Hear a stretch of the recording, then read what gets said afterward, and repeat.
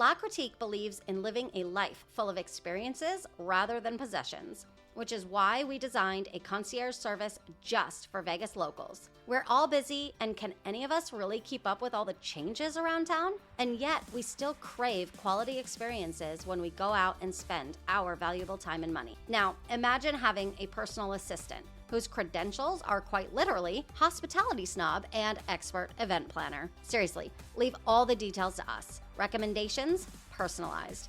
Reservations, done. More time enjoying our city and less time researching it? Absolutely. Subscribe today at lacritiquelv.com or give the gift of service by purchasing a subscription for your favorite person. Welcome to the VegasStrong Revival Podcast. Buckle up because we're taking Vegas Strong culture to a whole new level this season. I'm Britt, your host, alongside co-host Desiree Wolf, event professional and host of the Slightly Unfiltered podcast. This season, the gloves are off and we're ditching the scripts for raw, relatable, and even shocking conversations, tackling real issues locals face and bringing in voices from various industries like fitness, charity, aviation, and more. Don't forget to follow us on social media and visit lacritiquelv.com for more about how we're helping residents and local business owners reconnect to the real meaning of hospitality. Ready or not, here we go. Everybody, today we have a really exciting guest. Welcome, Nick Cope. Yeah, thanks for having me. Thank you for being here. Well, I appreciate it. You were connected to me from a dear friend of mine. Yep. I had to interview you. Yeah, let's do it. You are part of a firm whose tagline is literally loving Las Vegas through real estate. Yeah, absolutely.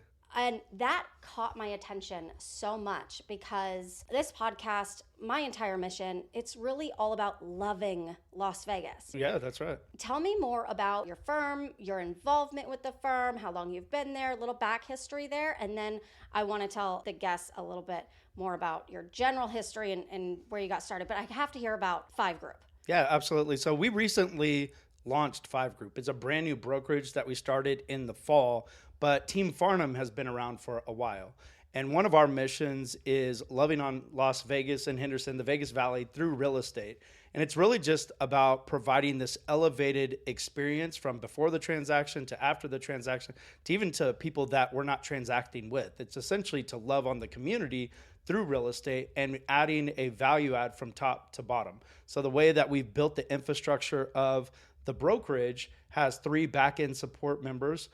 We have a transaction manager, we have a client care manager, and we have just an overall ops manager. But in that, it allows us to really focus on the experience that we have with the individuals that we meet every single day. I love that. I mean, there's so many real estate agents in town. I mean, do you know how many are here actually? Yeah, there's over 20,000 agents. Yeah. It's insane. Everybody, you throw a rock and you hit a real estate agent, right? That's right. So it's really important that we know what firms are out there who are crushing it on the customer service, hospitality side. Yep. Because that matters. I love that you guys are hospitality focused. We're going to talk more about that in a minute. But just for our listeners, a little bit of background on Nick is that he moved here in 2005, originally from California, but you graduated from UNLV. VIP host with Hakkasan and Light Group. And you were recognized as one of the top VIP hosts in the city after spending a decade managing VIP experiences on the Strip. Yep. And I resonate with that because I worked with both of those companies. Let me tell you, those 2 companies alone, Light Group no longer exists, but those 2 companies run a lot of nightlife events. I mean, so much hospitality on the Strip. Right. Their demanding level of service and execution is very high, wouldn't you say? I mean, that's an understatement. I remember, the first decade of life out here, as somebody that was like 21 years old, I started out busing at Cat House, which was located in the Luxors. Carrie Simon was the celebrity chef. But that was ironically like that next spring was the year that Wet Republic opened. So a lot of like the senior like VIP hosts, they left. And right then I basically moved from a busser to a VIP host.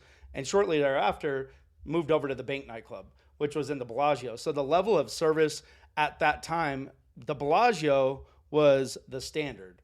And Absolutely. the people that would come in there from royalty to celebrities, to multi-millionaire or billionaires from the Far East to Abu Dhabi to the UAE to just everybody from around the world would come to the Bellagio. They would stay at the Bellagio. It's still true today. I mean, the Wynn, the Encore, Resort World, and Fontainebleau. There's a little more competition. There's a lot more competition and it spreads out on the Strip, which is great.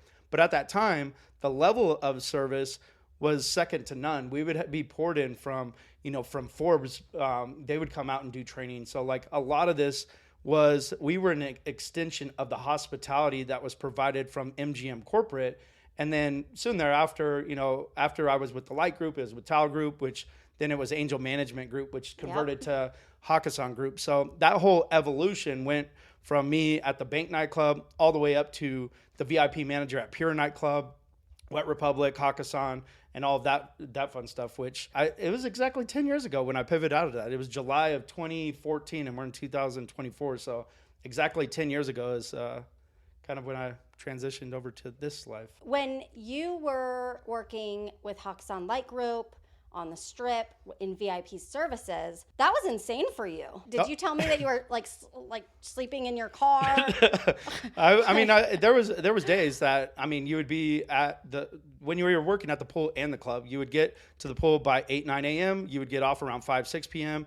You'd have to hurry up, eat, shower, change, be back to the Strip by 7 p.m., 8 p.m., and work all the way until 4 or 5 a.m. So it was a lot of hours. It was a lot of time. And even for the nights that we didn't have the venue open, we'd have to go do like support reservations because, as you mentioned, Tao Group, Hakkasan Group, Light Group, they wanted us to support the sister venues and not just the nightlife, but also the day life and also the restaurant. So it was just an ever evolving like outing or being out in the field. So yeah, a lack of sleep. I remember towards the back end of it, just to start out like Saturdays and Sundays, I'd get an IV in my arm I could just to get going into like that next day. So it was like, that was like at the front end. Now people just do it. Got to stay hydrated. Yeah, you got to stay hydrated. But yeah, it was a lot of hours. It was a lot of work. So you came in contact all the time with celebrities and royalty, right?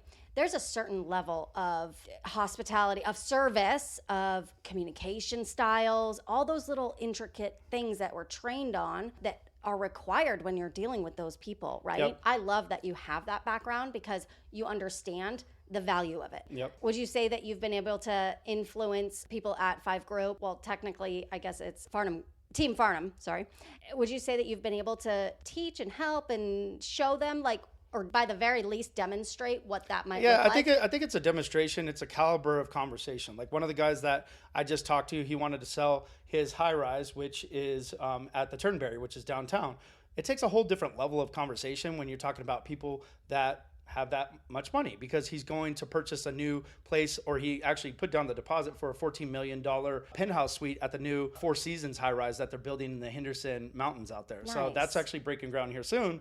But when you have that level of conversation, there's a different way to communicate with those type of people. And it's essentially, don't be looking like you're a rookie at that, but I think it's just through experience. Like, I think one of the hardest things for me, like a lot of people wouldn't know that I was kind of shy in high school. Like when I would go and talk in front of classes, like for presentations, there's no way I'd be doing this. Like I'd be turning 20 shades of red.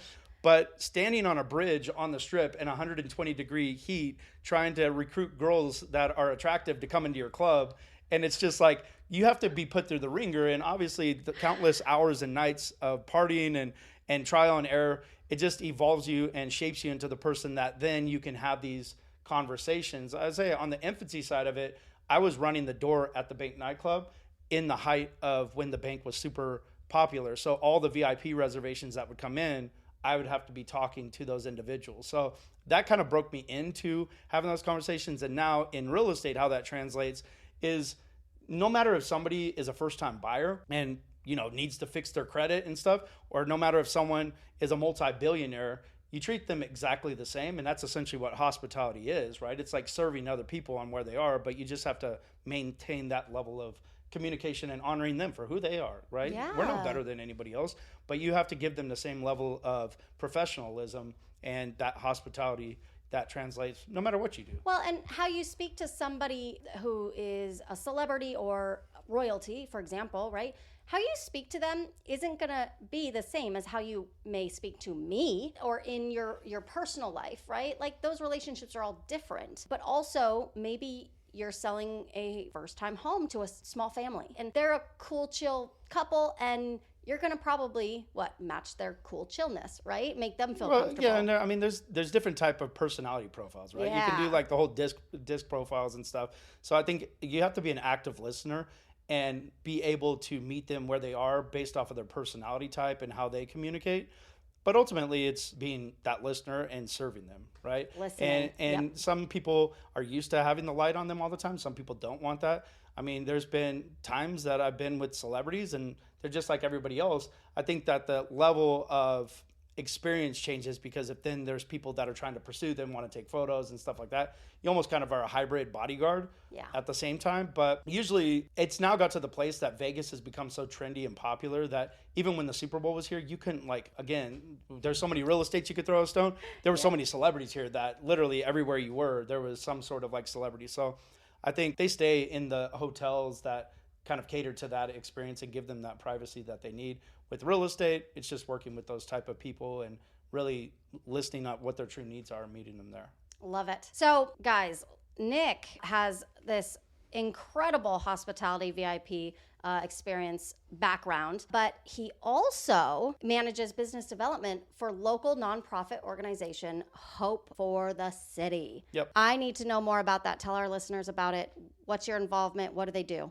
Okay, so when the pandemic hit, everything shut down. We all know that. It was super disruptive. One of the things that actually shut down was 95% of any food pantry that operated in Las Vegas. So immediately we partnered up with Station Casinos from Palace Station to Fiesta, Texas, Santa Fe, and we launched 27 food pantries within a couple of hours. Wow. To date, we've done over 1,000 food pantries. We've served 2 million plus people. We currently operate 4 to 5 pantries every single week and do about 20,000 people a month. But essentially what it was we had to be able to serve the people of Las Vegas and Henderson, the Vegas Valley, in one of the darkest times. And in that, we partnered up with a gentleman, his name's Kelly Jones. He actually came from Light Group a long time ago too, but he owns and operates a lot of restaurants. He just recently opened up with Emmett Smith. He opened up a Social Station, which opened up just this past Friday off of Eastern. But logistically, we brought the hospitality vibe into the pop-up world, and we had lines upon lines. I remember one time at Palace Station, it was almost 5 miles long, and they had to turn off all the signal lights to blinking red because there were so many cars in line. There was like over thousands of cars. Oh my gosh. So logistically, Hope for the City had to figure out how to keep people safe, and we did that by having a drive-through experience that they would come through the drive-through, pop open the trunk. We partnered up with 3 Square, which has a contract with Feeding America. They provide the food, but we also had a lot of donations from local businesses, from grocery stores to hotel casinos.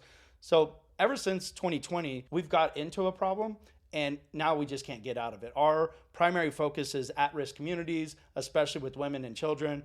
At the end of the year, we also have an event called Hope for Kids. We do a drive-through experience. Food is the element, but we actually get them Christmas presents, we get them clothing, we get them warm blankets, but we do this amazing drive-through experience. I have Channel 13 come out, they produce the night. We have partnerships with all sorts of businesses from F1 to the Golden Knights to Walmart to Cosmo. So it's a really cool way for us as a 501c3 to lock arms with the community to give back. And I think this past year, we raised enough money to sponsor over 30,000 kids for Christmas and beyond.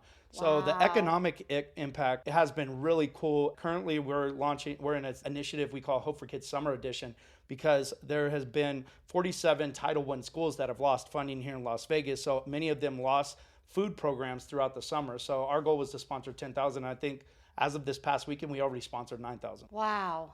Holy cow. And what's your involvement directly with Hope for the City? Yeah, so I became the liaison to the community. So I actively, voluntarily, this is full voluntary role, but I maintain the relationships with the business community, whether it's the Henderson Chamber, the Vegas Chamber, all the different businesses, small to mid-size, all the way to corporations. And in that, we've been named Nonprofit of the Year by the Henderson Chamber, the beneficiary of their annual golf tournament. We've been noticed by the Vegas Chamber as one of the finalists for Nonprofit of the Year. But the cool thing is it's opened up the doors to raise more money to go and serve the community. So for me, I've just felt like I've been an active ambassador to the business community, where otherwise we wouldn't have had some of these partnerships. Were you able to use some of your old hospitality contacts from when you were a VIP host? Funny enough, 100%. But That's awesome. what's kind of wild is I host these like free quarterly business networking mixers that I get about 300-400 people. So my goal is to bring all these people together and then add value and say, hey, I'm going to host this networking event. And the past two I've actually hosted at Ghost Bar because my buddy is the manager over there at the Palms for all nightlife. So he's gifted us the venue and we use that. They obviously get all the proceeds to the bar, but it gives us the venue to share about, what initiatives that we have going on. And it's just a great way to kind of meet the nonprofit world to the Vegas world to the nightlife to all of this. And it gives a beautiful view of the whole strip. I'll have to meet your buddy. Ghost Bar is actually my favorite bar in all of Las Vegas, as far as views go. Yeah. Anyway, so that's incredible. Okay, guys, as if Nick doesn't wear enough hats, he is also the ministry partner at Central Church. Yep. What does that mean exactly? Well, let's say this. 2014, how I told you 10 years ago, I was living a completely reckless life. I was partying way too much, but I decided to get out of nightlife and transition, into this whole different world. So ever since 2014, I started attending Central, went through all the ringers and everything like that. Actually went to ministry school, graduated ministry school. This past year, exactly 1 year ago, I was in Israel for 10 days. So that was kind of cool just to go to like Sea of Galilee, go to Jerusalem.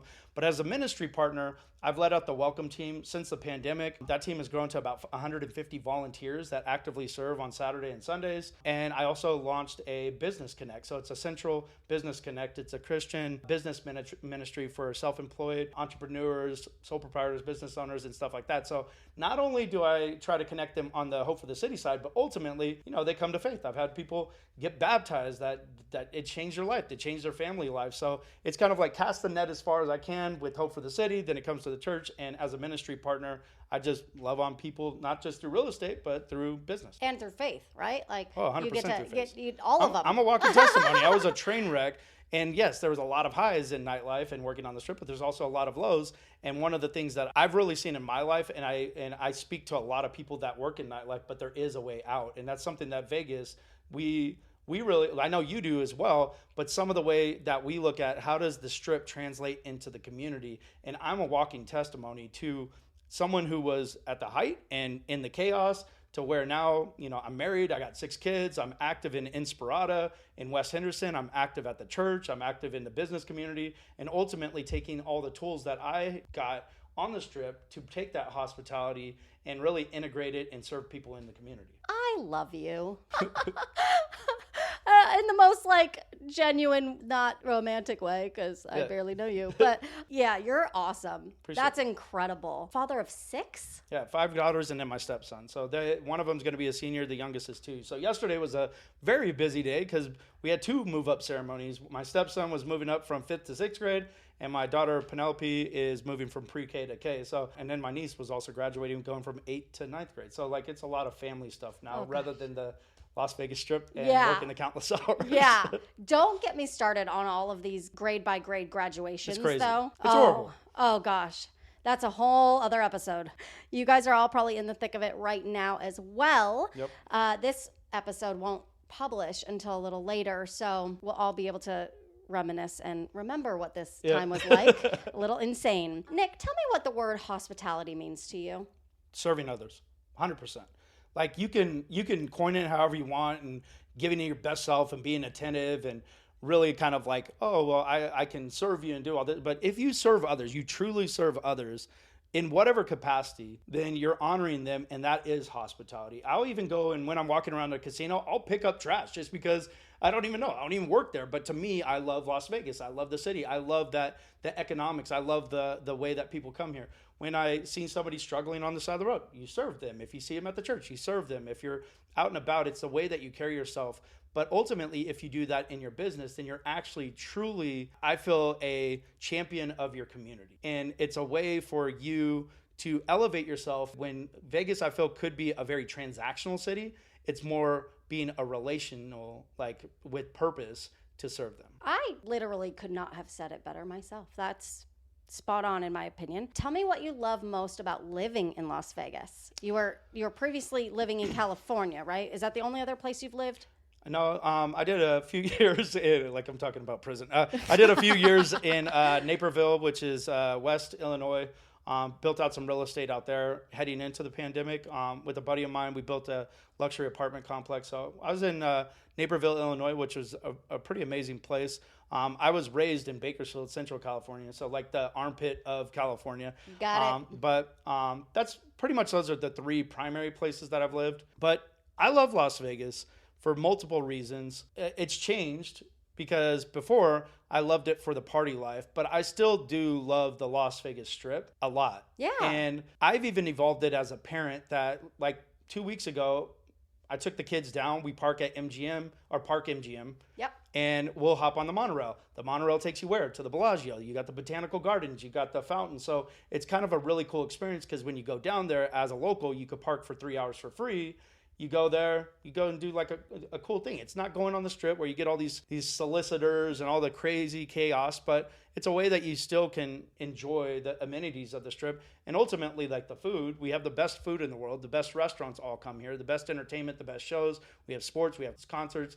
If you want to be in business, we have the conventions that come here. We're like the number one economic driver for conventions. So the Strip, to me, is a very special and unique place that no other city can offer. But as a local, I think different people like different vibes of the city. I especially like West Henderson because it makes me feel as though it's like an actual community. Yeah. They're pouring a lot into the families, like the economics. So when you did see a very transient community, I would say until, I'd argue the shooting, that time frame, Vegas was a very transient. It's like almost running away to join the circus. Like people came here literally to join Cirque, to join nightlife, to join restaurants. And then they would say, okay, I'm not going to find love here. I'm going to move back to my hometown and move somewhere else. I do feel like this whole Vegas, which was birthed with VegasStrong, out of that, there was something that changed in the community. I would say the hockey team had something to do with that and being good in the inaugural season.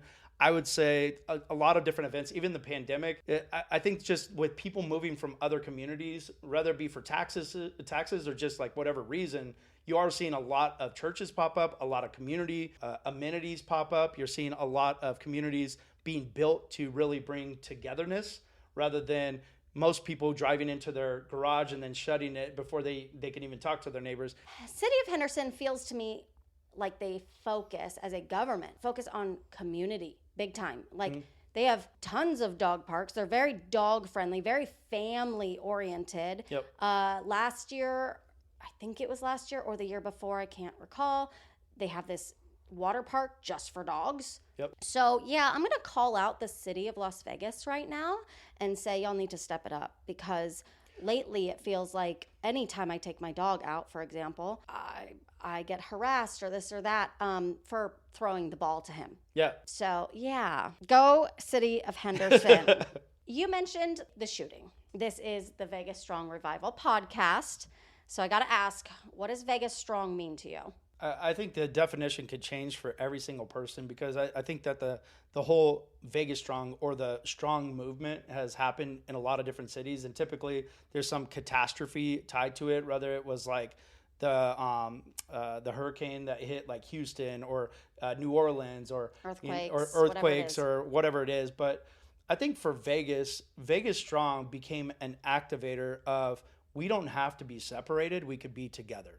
And you saw people rally the day after the shooting, heading to the blood banks and stuff like that just to donate. It was just kind of like this, like, I have to be there too. And I think social media helped that because that just allowed people to see that and say, me too. Beyond that, I think VegasStrong is realizing that the world has changed and really being a contributor to change and the evolution of change that the world, that America, that the cities, that the government, presidents, whatever it is. But ultimately, it comes down to kind of a self-reflection and saying, okay, maybe I came from Bakersfield. What can I take, my time, my talent, my tools, to be an active member of a community so that all ships rise?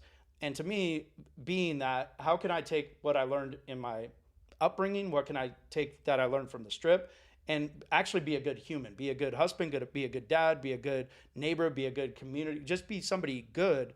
And in that, I feel that makes us one of the strongest cities when there's so much disruption in all these other cities. You see homelessness spiking, you see crime spiking, you see many of these cities collapsing economically. Businesses are leaving like San Francisco, Seattle, Chicago, New York, and it's a huge issue.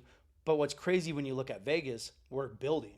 We have more resorts going up. We have teams coming here. We have F1. We have the Super Bowl. We have all these really cool things. And then that has this trickle down effect that now the individuals are wanting to be part of that on the individual level, right? Like if I live in Henderson, I live in Summerlin, I live in North Vegas, what could I do out there? So the VegasStrong, I think, is just this wraparound of a culture that is developed. Yeah, it was originally with the shooting, but I think now it's evolved into like, okay, we have this really powerful city that's probably going to have about another 1 million people in the next like 10 years. It's wild. Tell me about the revival part. What do you think that little word revival is all about? I think there's two different types of revival. There's like a spiritual revival. Sure.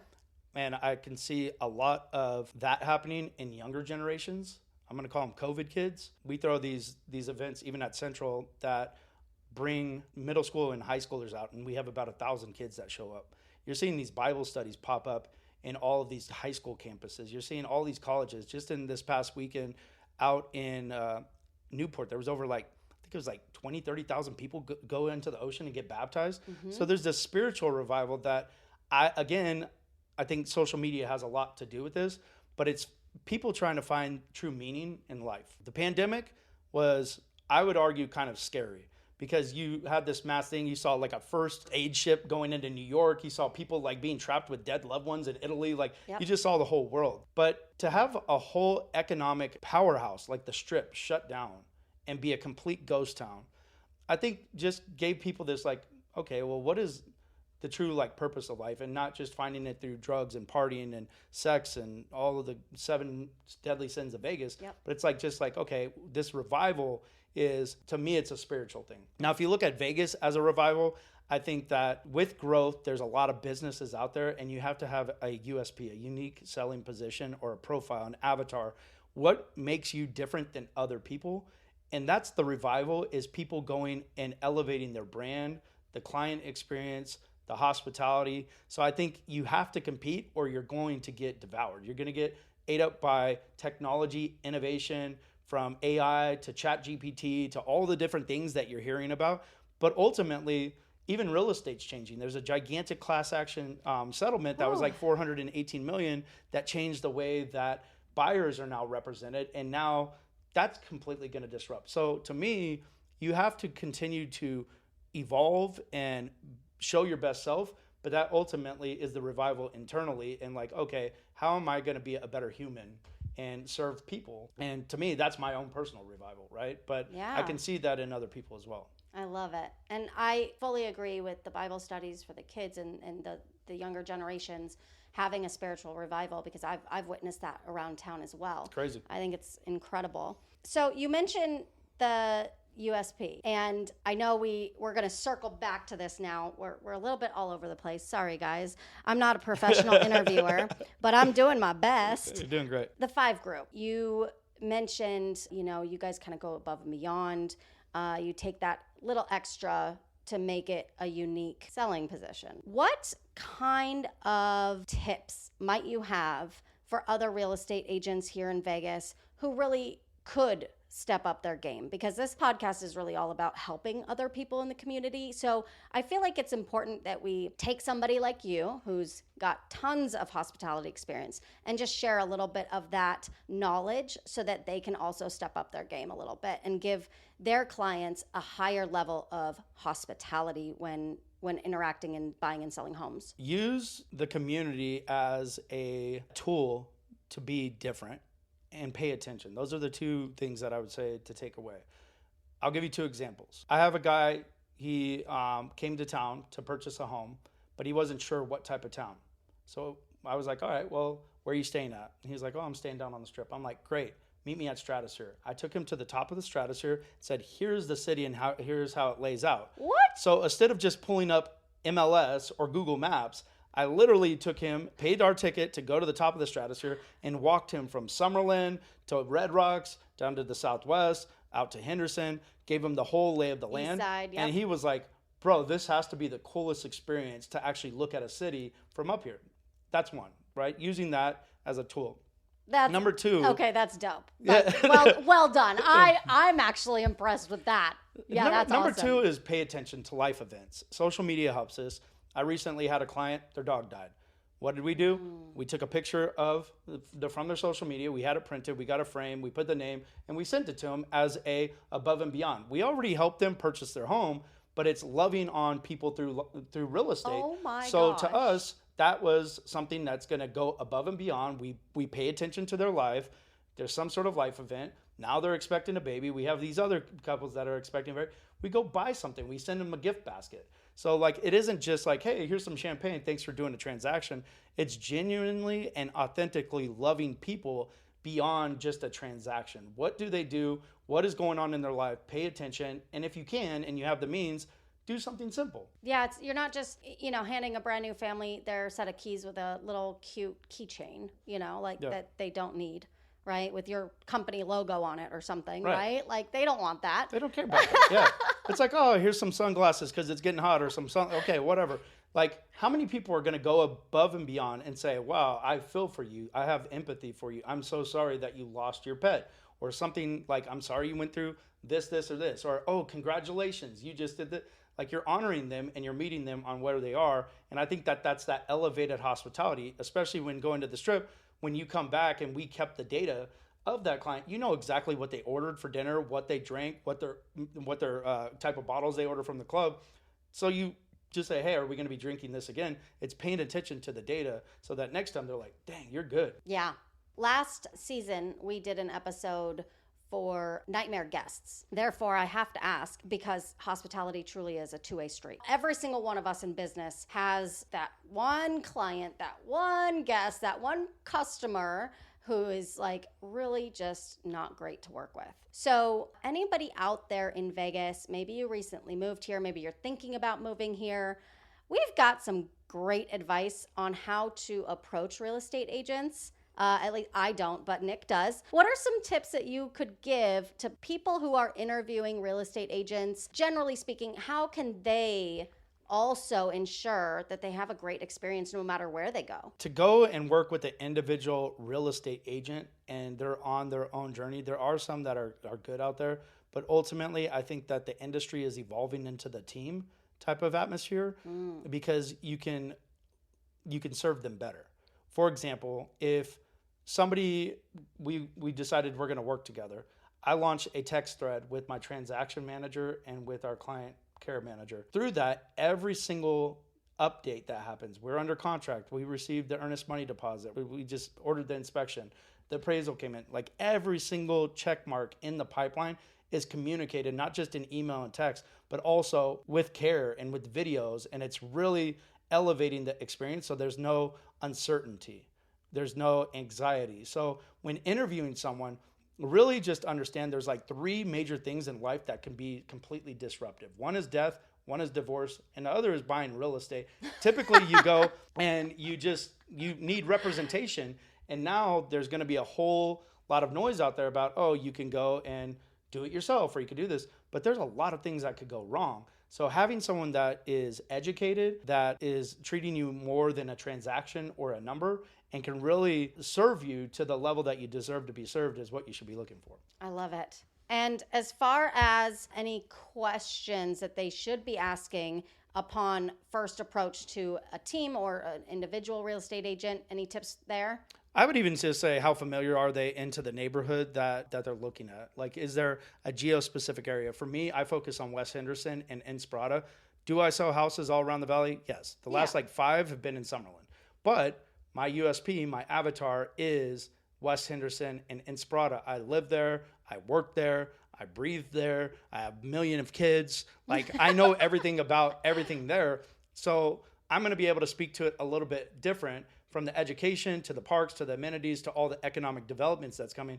Then I'd be able to speak to something that's going on in North Las Vegas. So if someone's relocating from a different city, they probably want to work with somebody that's specific to the area that they're looking at, or at least ask questions that align, and you do the process of elimination. This is the 5 things that I'm looking for. And you're like, okay, these communities are not going to be best for you. Yeah. You know, it's not steering, it's just a process of elimination based off of what their needs are, what they're looking for. And then you could highlight, okay, this is the type of community. Can I still help them? Yeah.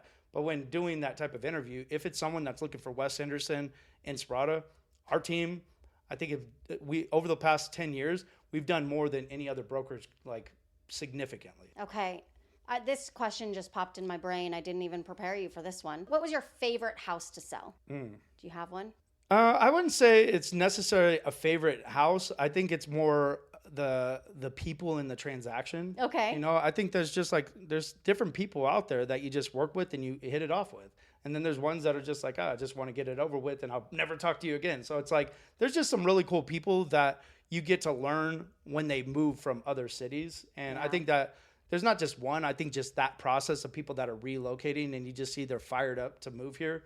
Like, to me, that's my favorite. Yeah. All right. Well, guys, Nick is available. You can contact him. Tell us how we can contact you. Probably social media is the easiest. Just Nick Hope Vegas. At Nick Hope Vegas. At Instagram, Facebook, LinkedIn, Twitter, X, whatever. Like, I keep it super simple. Nick Hope Vegas. I should change it to Nick Hope Wes Henderson, Inspirator, but Vegas is a lot of people, the majority of people know me from my first decade of being on the Strip. So at Nick Hope Vegas. Awesome. And what about Hope for the City? How can somebody get involved with Hope for the City? They can message me. They can go to hopeforthecity.org. And we have tons of information on there from all the initiatives that are current. But yeah, we have the opportunity if somebody wants to come out and serve. I'd recommend our location off of Russell. We have about 300 cars that line up in the morning Wednesday, and on Saturday we pop the ropes around 7 a.m. So somebody would come out from 5 to about 8 a.m. if they want to serve at one of those locations, or if they're interested in locking arms and donating, then can contact me directly. How about Central Church? Come on down. Saturdays at 5, Sunday 10 and 12. Awesome. Thank you so much for being here. Absolutely. Thanks for having me. And that's a wrap on this episode of the VegasStrong Revival Podcast. I hope you found our discussion engaging and even thought-provoking. A big shout out to all of our amazing listeners for tuning in and supporting the show, because it truly means the world to us. So thank you. Let's keep the VegasStrong spirit alive. Share this podcast with your friends, family, colleagues, and just anyone who loves Vegas. If you have ideas, suggestions, or want to be a guest on the show, simply reach out online or feel free to text us on our super cool podcast hotline, 702-723-2343. And of course, don't forget to subscribe to the show on your favorite podcast platform so you never miss an episode. Let's keep pushing the boundaries and reviving our city's passion for authentic service together. Stay strong, Vegas.